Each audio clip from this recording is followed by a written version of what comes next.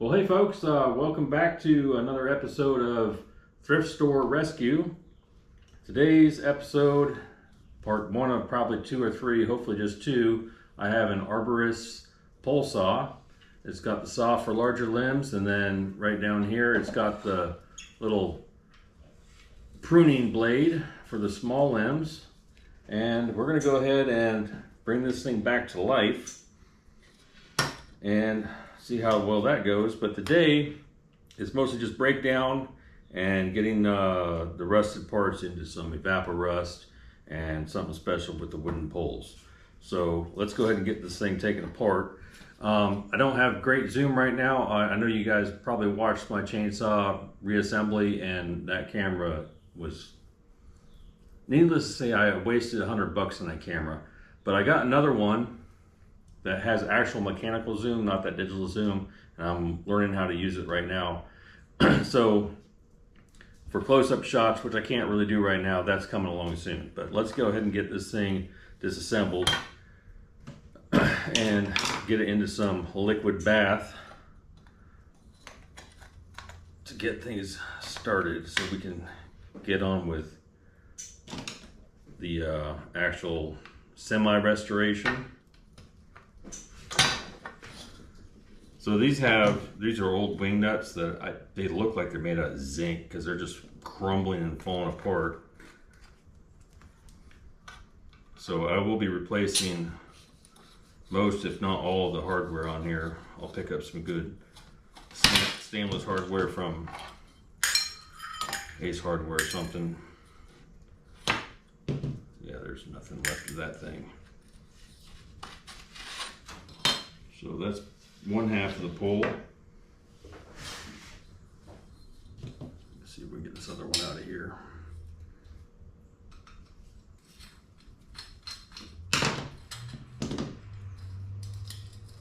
Save this hardware so I can go match it at the hardware store.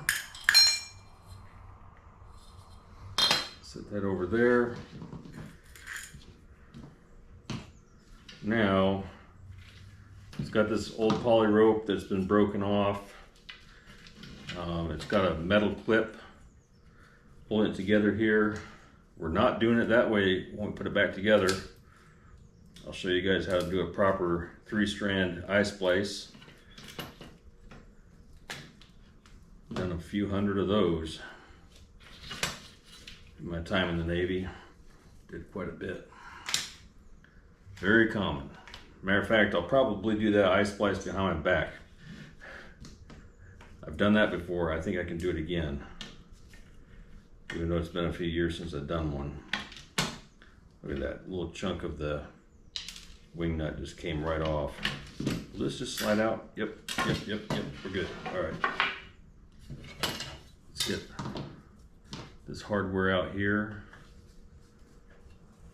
I don't know why they make these. Back in the day, I think just fell apart. They make these wing nuts. It's like some kind of pot metal or zinc or something. Super cheap. There's no markings on here that I was looking, so I can't tell where this was made, when it was made. It doesn't look super cheap, so I'm guessing it's probably 30 years old, maybe. Could have been made in China, don't know.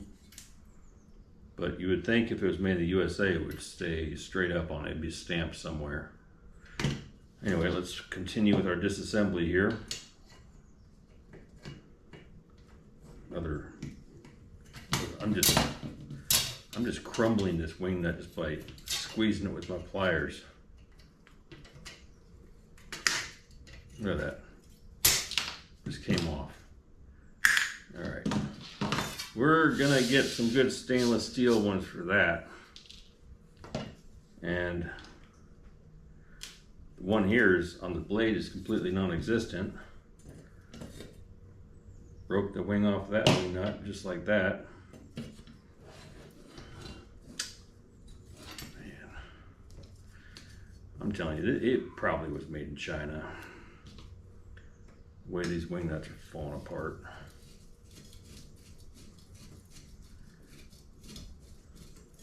But we're gonna put all these rusty parts into some Evapo-Rust. And I'm probably gonna do several cycles on them to get them all cleaned up and get all the rust off of them.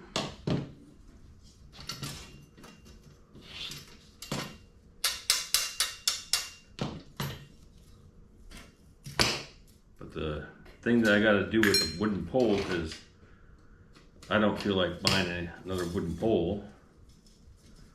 It's going to be kind of an interesting experiment, because something I've never tried. Because the wooden poles they're dried out, so they've shrunk down a lot. So even this part that attaches the two extensions together, it's really loose on there. So I got an idea, which I'll show you in just a minute, as soon as we get the rest of this thing apart. Looks like a 7/16. Let me grab one of those.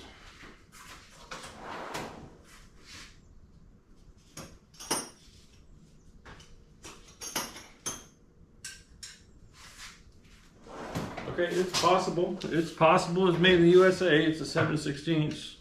It's not metric. But the nut is coming off. This is the pruning shear that I'm removing right now.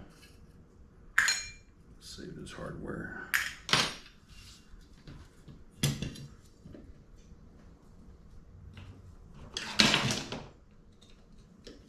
Pry it off of there. All right, there's the blade. It's pretty rusty, but seems to have a decent edge on it. I can probably get that cleaned up, no problem. Now on the other side here, there's a spring so that you can actuate it, and it goes back and you can hook it over another limb and cut it off. It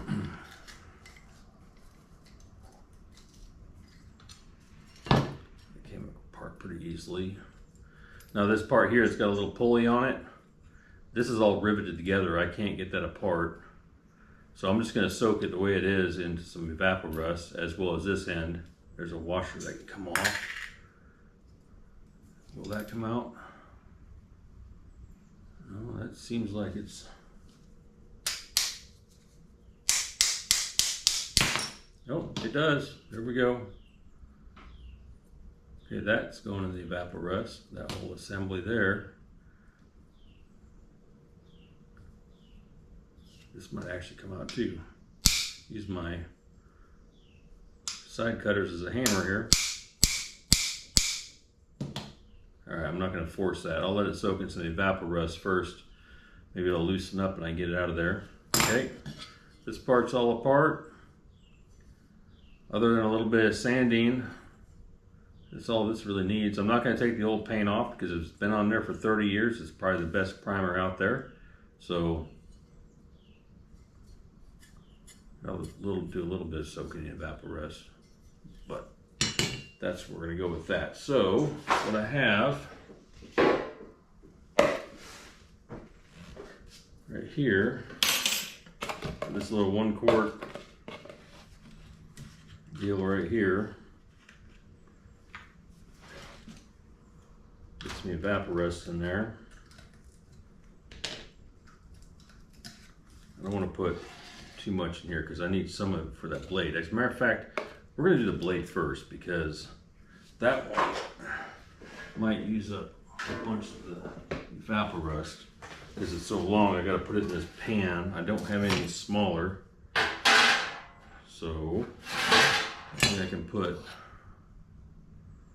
No, I can put that in there.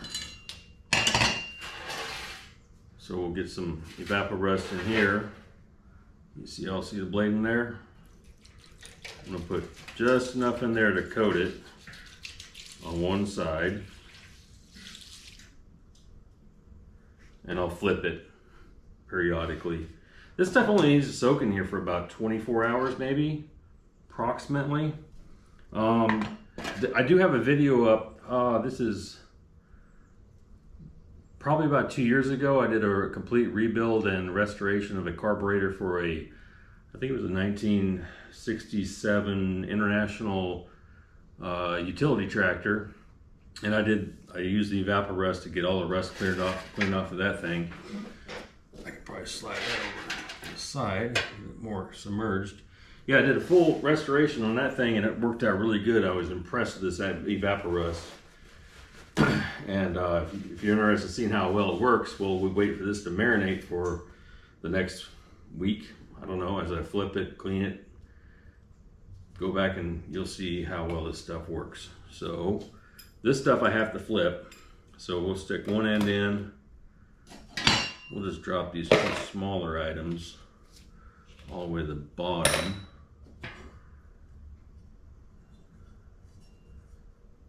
And the end on this part I really need to get is that. I wonder if I should just wire brush that and not put it in the evaporust. Matter of fact, that's exactly what I'm going to do. Just save on the liquid, even though you can reuse this multiple times over. So get this filled up here to about right there, and that's enough in there to when I flip this, it'll submerge that end as well. And I'll put the rest of it in the big pan to take care of the blade. And that's now actually fully submerged, so that's good. All right, we'll save this because I'm going to put it all back in here when we're done.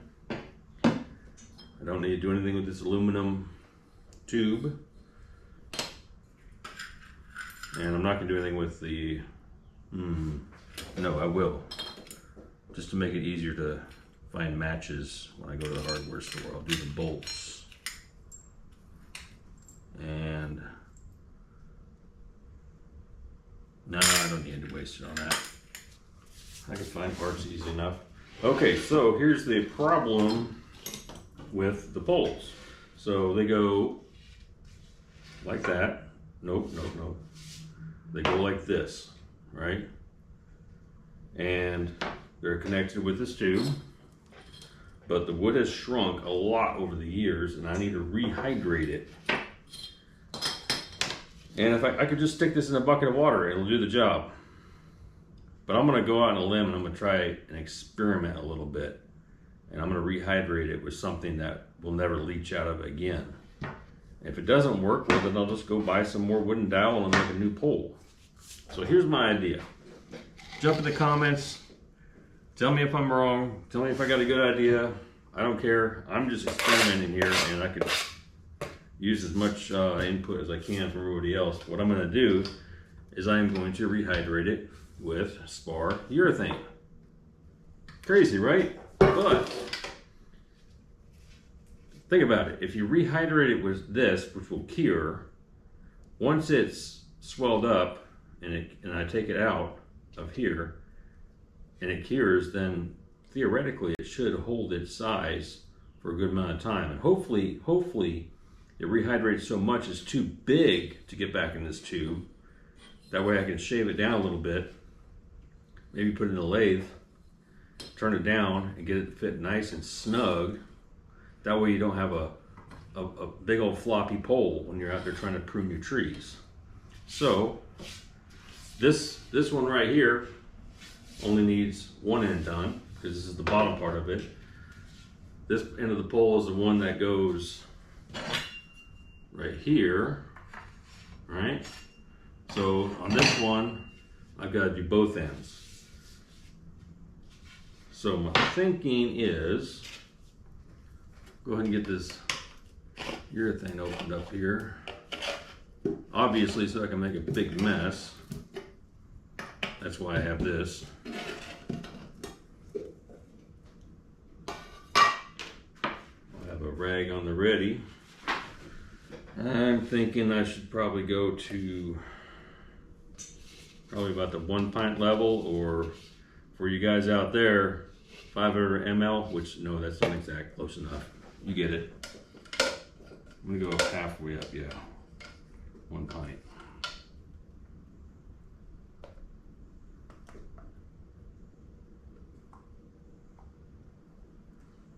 Okay, that should be enough.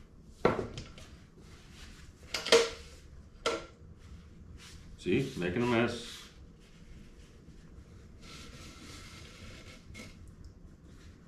All right, I'll clean that up once I'm done here. Okay, so we're gonna take poles, watch my lights. I'm gonna stick them in there, but I gotta set them up somewhere where they won't fall down. So give me a second, I'll be right back, and I'll show you how I got all set up. Okay, I got the pole set up, but take a quick look here. I got the blade, the saw blade portion fully submerged. I'll be flipping that, scrubbing it, flipping it, scrubbing it over the next few days. Everything else is in here. And then over here, strapped to my drill press, I have the poles right there, marinating in some spar urethane. I'm curious. Now I am gonna come back. I gotta go find something to kind of seal it off so it doesn't form too thick of a skin on top, but that's where it's gonna sit for a while. I have no idea how long it's gonna take. I'll pull it out and measure it every couple of days to see if it's getting, if it's swelling up and becoming bigger. But that's where we're at on this one. So that pretty much does it for the part one of this thrift store rescue. So it's gonna take a few days before part two comes out. Maybe, I don't know, a week or something like that. And you guys can catch up then. But best way to support this channel is hit that subscribe button, hit the notification bell, and share this video. And I'll see you tomorrow. Have a good day.